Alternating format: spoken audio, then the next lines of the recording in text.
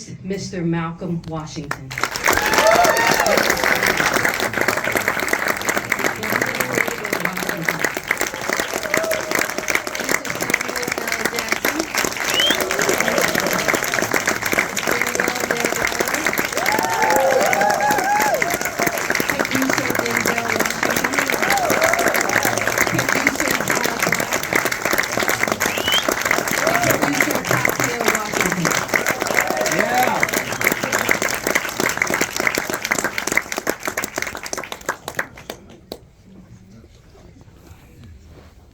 All right, one more time, y'all, for this film. So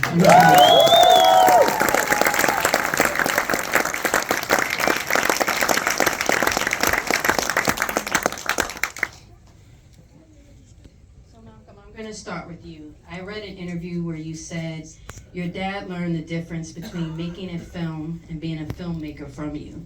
What do you think that means? Ooh. Okay. First of all, good to see you. Thank you for seeing the movie and staying for the conversation. I'm not sure.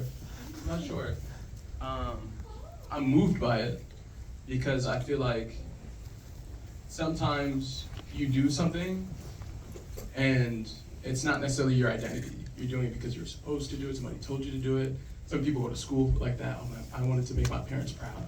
I went to college. And there's sometimes you do something and it's part of your purpose. There's something greater than you that's putting you on this divine path to do that. What has struck you the most in how Malcolm and John David have embodied August Wilson's words? Wow. Well, I've said it before, watching, and I'm not saying it because he's my son, but watching my son make a film, I understood that there's a difference between making films and being a filmmaker. I've made a couple of films as a director, but my son's actually a filmmaker, and it's a difference. I've learned there's a difference. What is that difference? Preparation. Preparation. It's so many things, so many little things, a million little things. A million little things. Okay, great. This is for Todd, Katia, and Malcolm. How do you approach the piano lesson with a clean slate? Because your brother and your father, your uncles did this wonderful work on Broadway, but how did you approach it clean? Maybe we start with Todd or Katia. You go first. I think we're lucky because we didn't have to approach it clean. I think we got to build upon what was given to us and what our amazing cast and crew had about it already. I think that's part of the advantage. I think for me, it was getting to listen to Malcolm's vision, which was completely fresh for me. And I remember when Denzel called me and we went to lunch and he said, you need to see this little clip that Malcolm's put together. He has an idea on how to do piano lesson. I'm like, tell me. And he goes, you just need to see this and you need to read kind of what he's been thinking. And so I went into it pretty blinded. And I had seen Malcolm's other things from AFI, which were very impressive. And I've known him since he was in his mother's stomach. So it was pretty cool to go into it really fresh. And Katia had an advantage and Denzel had an advantage that I didn't have. And then I got to see it, and it was a whole other vision that I got to see clearly and uniquely. And it kind of blew me away. It was very cinematic. It was beautiful storytelling.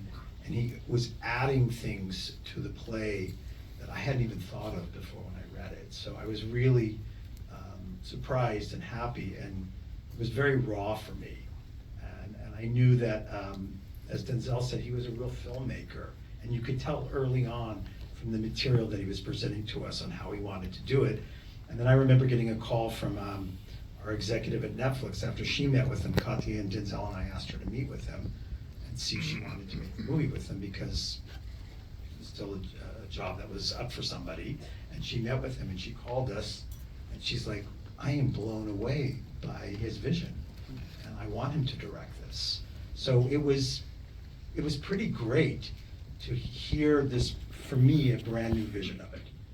I'm curious to stay with you for a second, because you were not that involved with it, like you said, you kind of had your hands distance. What was the thing that you told Malcolm and the producers, and what would help make this cinematic? How long do you have? I honestly, he just saw it in a way that Denzel and Katia and I, because we had been involved in Fences, obviously, and Ma Rainey, which we're super proud about both those films. But Malcolm brought, I never like to use the word opening it up, but he was very, he had a really literate way of making it cinematic and telling the whole ghost story, which is in the play to a point, but it's only just to a point. And there's only so much you can do on stage, and they did it beautifully on stage. But he had a way of telling it that was so cinematic. And the three of us really wanted to make sure that we were able to, build on each movie and pay the respect of August Wilson as the playwright, and at the same time service the film as a film cinematically. And he was able to do that in the way he told us he wanted to, and I think he pulled it off beautifully. It's actually one of my favorite parts, and I'm curious, Malcolm, what were the notes, if you can be honest? Because for Black folklore, but really Black life, we view like waking spirits, laying of hands, blessing of houses, very real. Like, it's a very real thing. I know for my family. How did you want to make sure that this was done authentically? Yeah, there's such a great tradition of spiritual practice in our culture, and these things tell the story of our time in America, where there's spiritual practice that was brought over from Africa. There's the kind of Black Southern Christian tradition that many of us were raised in, and often as Black Americans we have to reconcile these two things. And there's certain ritual or superstition that's been carried through and pokes through our own spirituality. And with the end of the film, I knew that I wanted to reconcile these ideas for myself and for the characters in the story, because that's in the story itself. It's inherent to Mr. Wilson's work. It's something that he's wrestled with in his work. So I knew that the end was going to come through belief in spirit. And when I went on that journey, I learned that within all of these things, that these things live in ourselves, and our connection to our ancestors is that bind between that, and that there's so much power in their stories and how much they've endured, and the joy as well as the trauma that they've carried and passed down to us. So that kind of became the triangle, the prism that we viewed that ending into, and that's where we wanted to get to.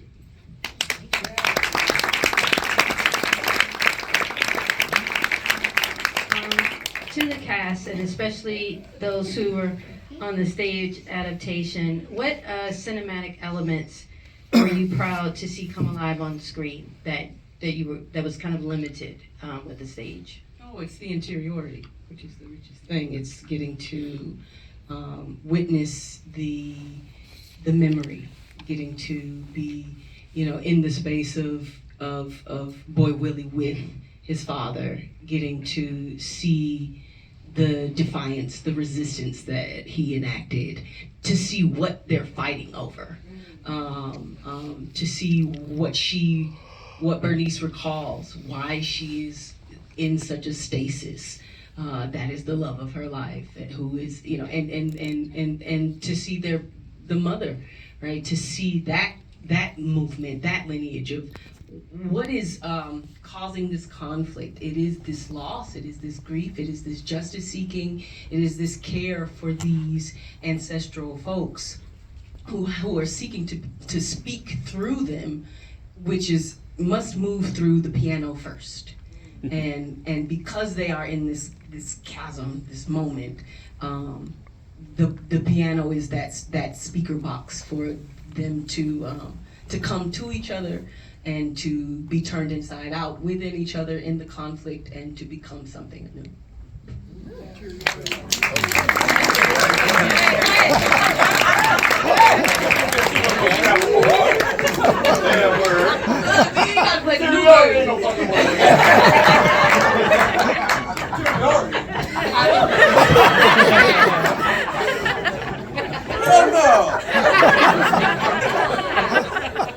How many people ain't ever heard that damn?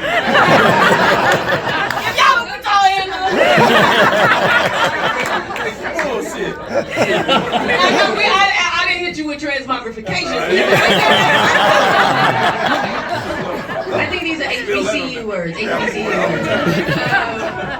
John, David, and Mr. Jackson, what would you say were what cinematic elements did you love to see come to life?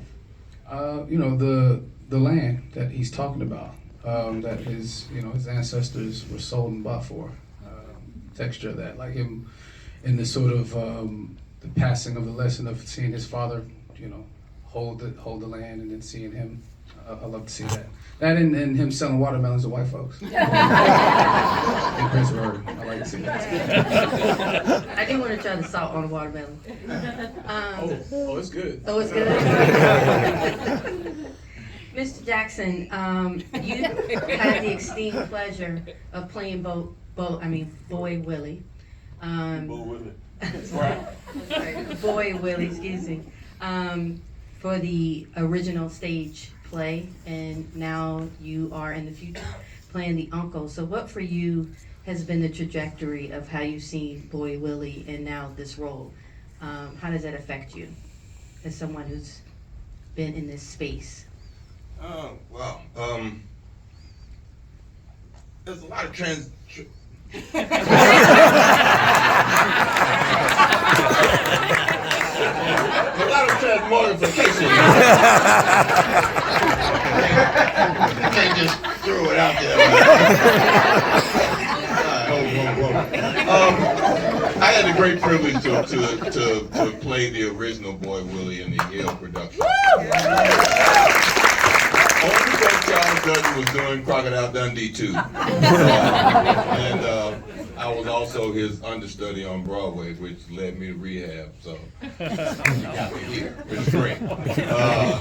So watching it happen, when I was told I was going to be Joker on Broadway, I was also told, do not ever speak to John David about Boy Willie.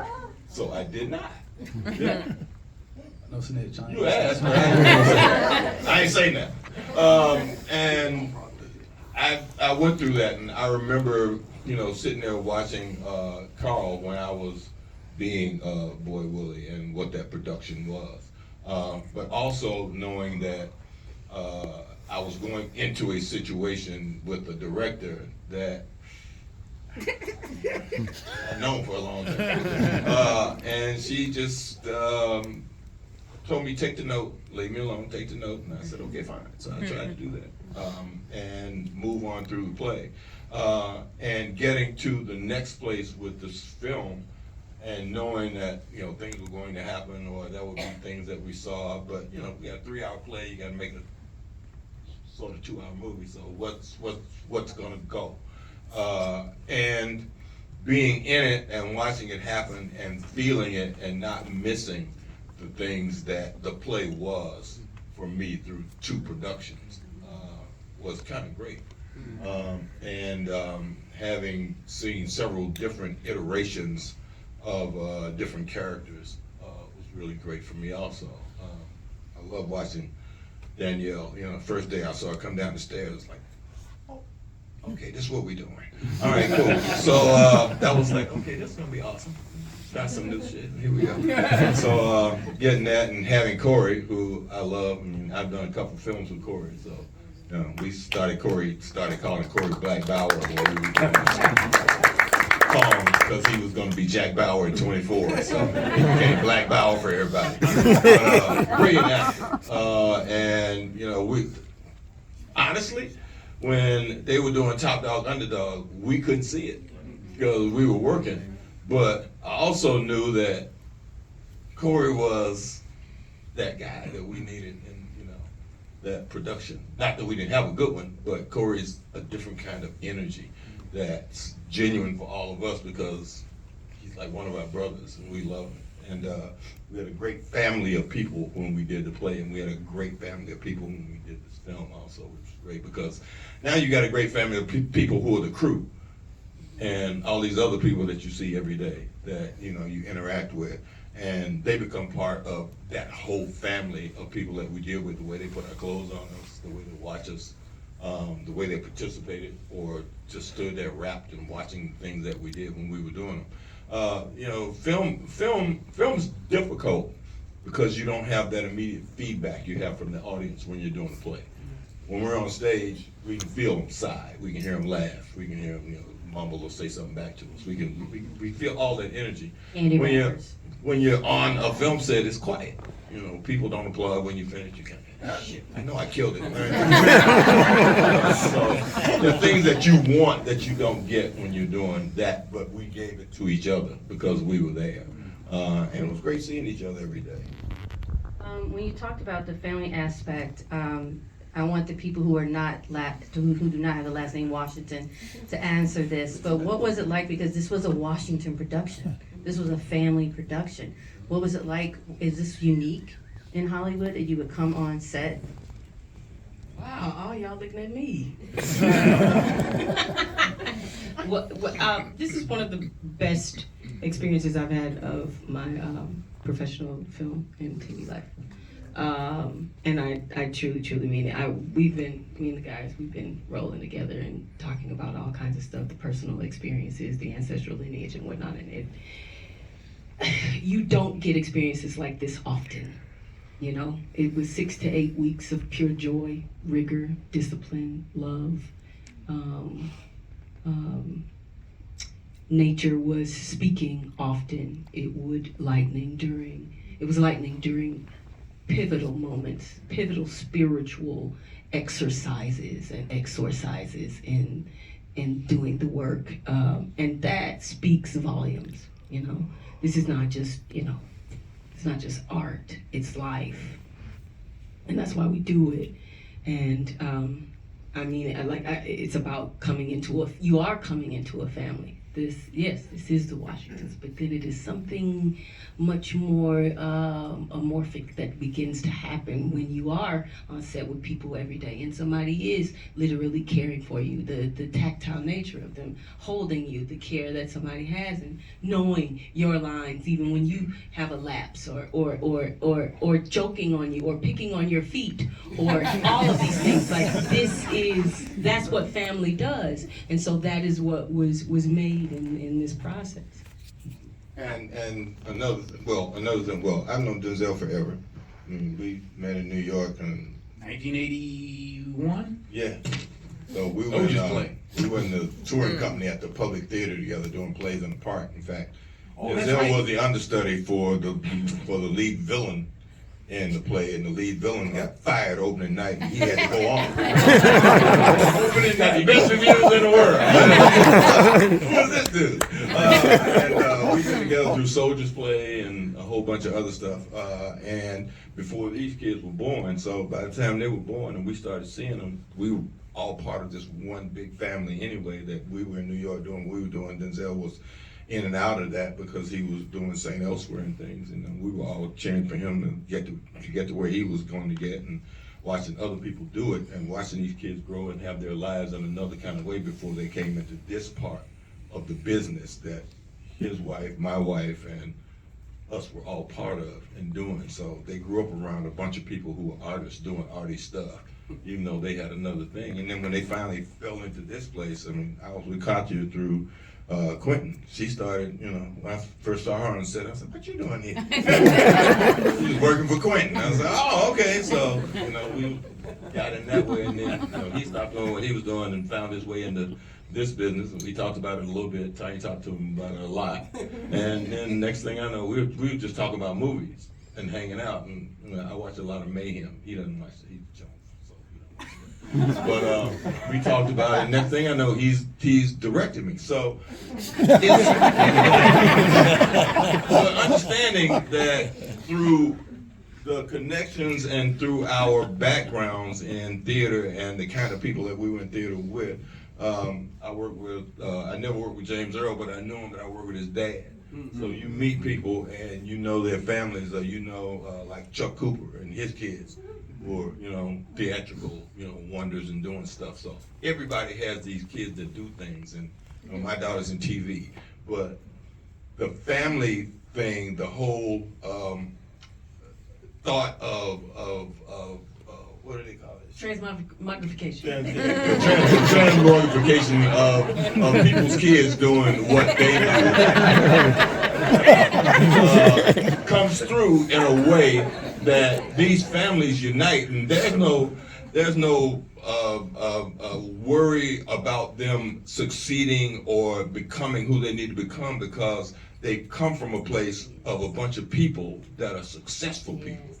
So you know what success is, and you know it's not easy.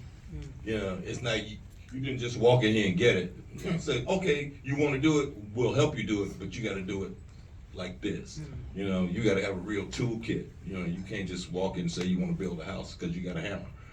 Or you come from somebody who got a hammer and some tools, to learn how to use them.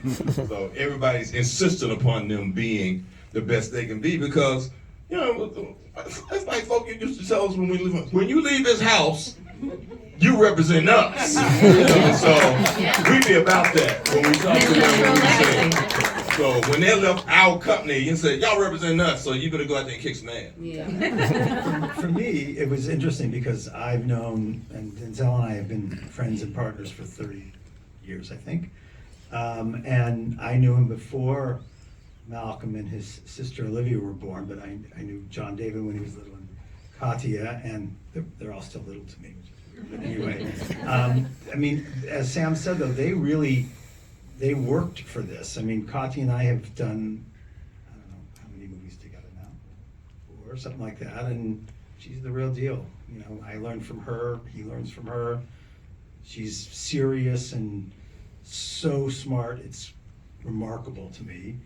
And John David, to just watch him from where he started to now,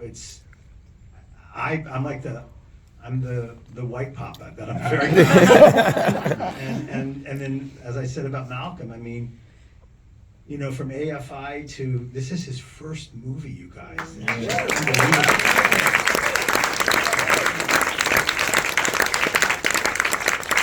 And let me just throw in, they would not be who they are without the real producer, Pauletta Washington.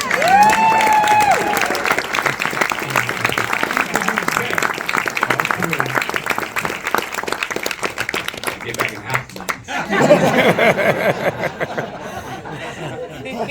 I'm glad you brought that up. Good evening, Miss Pauletta Washington. At the end of the film, it's dedicated to Mama. And there is, I saw the play on Broadway, but I guess I must have missed this part, the scene with Lyman, and I think Ray Fisher is in the house. Lyman and Danielle.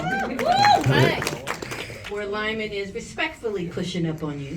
But you have a beautiful monologue about, ain't I woman enough? Can I be woman enough without a man? But I'm curious, I did not read August Wilson's written word, but was those words there?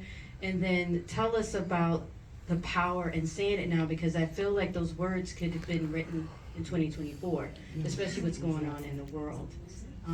That monologue was so moving to speak for women, and especially Black women. Well, we haven't gotten this question, have we? Yeah, that's the one with Avery, with Cori. I'm sorry. Yes. Yeah, that's a moment. Because it's tender. We've talked about this. We talked about this a lot, because she's trying to measure how to keep the potential something for upward mobility still in cahoots with her, and not totally push it away, but temper it, because she is still holding to the past. and yet it's reckoning with moving to the future, but only tiptoeing, right? Not full-heartedly, wholeheartedly moving into it. And yet the things that are coming out of his mouth are not exactly what she wants to hear quite yet. He's pushing her, and so that pushes out the defense, the resistance. The body is not immediately receiving this person because it looks good on paper. He's a good man. He's a good man, Bernice. Until he say what he say. Until he say what he say. And the body speaks, right? All of this is about the spirit. And so if the body is doing a thing, then it's yielding to the spirit. That's hence why when it does come to the time for the body to yield, the body yields.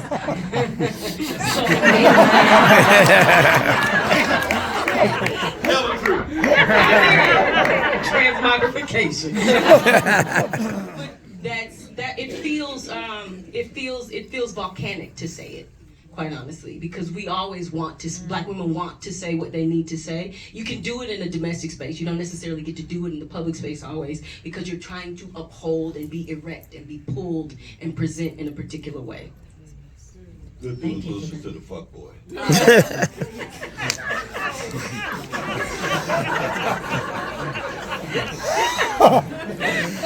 I want to shift it to Boy Willie. What the spirit wants.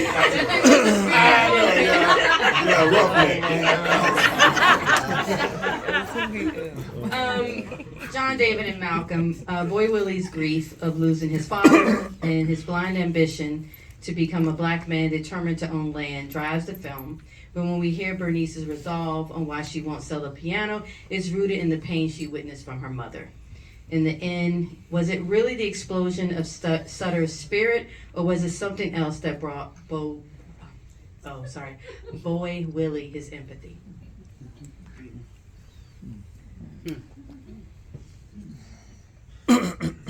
He's going through spiritual warfare.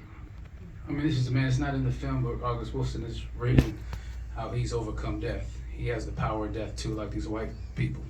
He's not scared. It's his American right to reclaim the land that his family was sold and bought on and cultivated into generational wealth.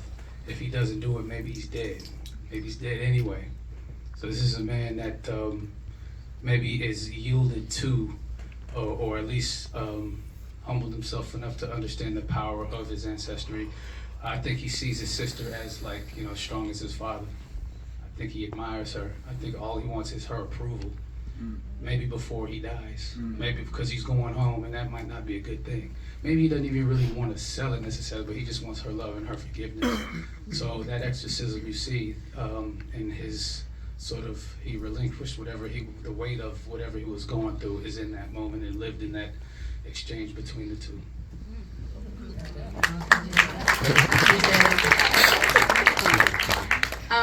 Katia and Malcolm, I don't know if you guys can answer this, but this film is so beautifully set in the 30s, but then we're kind of brought back to the future with Fela and Frank Ocean with the music. Tell us about, maybe we start with Katia, the choice to make the music contemporary that you sometimes hear in the film. Yeah, it was really a choice Malcolm made because he wanted it to feel as relevant when you're watching it and listening to it as it feels when you read it. It feels fresh, like you were talking about Bernice speaking in that powerful dialogue that they have. It feels current, and it is current, and it takes a journey from African music to American music to contemporary music to really ground and to kind of reflect back how current the work still is. Exactly that. I mean, in one of the crucial kind of approaches in adaptation wasn't to mimic the play. It was to interpret it.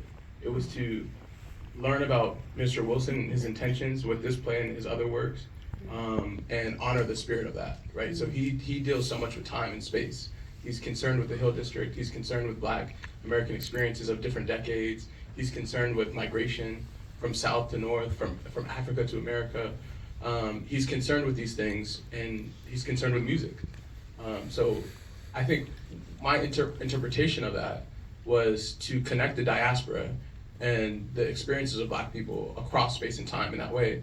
So we touched, as Katia said, West Africa. We touched the UK with Black music in the UK. That we come through the islands, come to America, so that when this movie is viewed by all these different people from different age ranges and different demographics, they could see and connect to it in some way. If nothing else, spiritually, emotionally, to the music of it.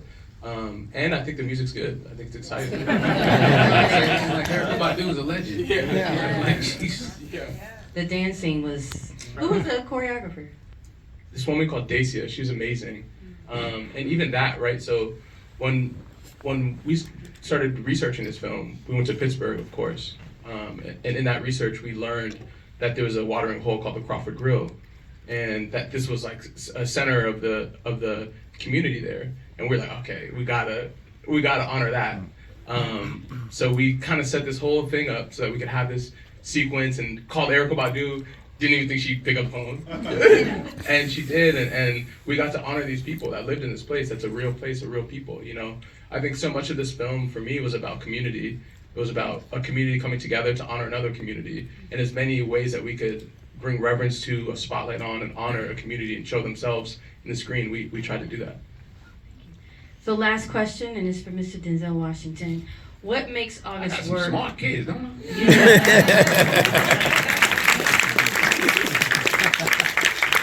What makes August Wilson's work so timeless? Tennessee Williams. Edward Albee. Arthur Miller. Eugene O'Neill. August Wilson. That's all I got to say. Thank you. Thank you all for being here.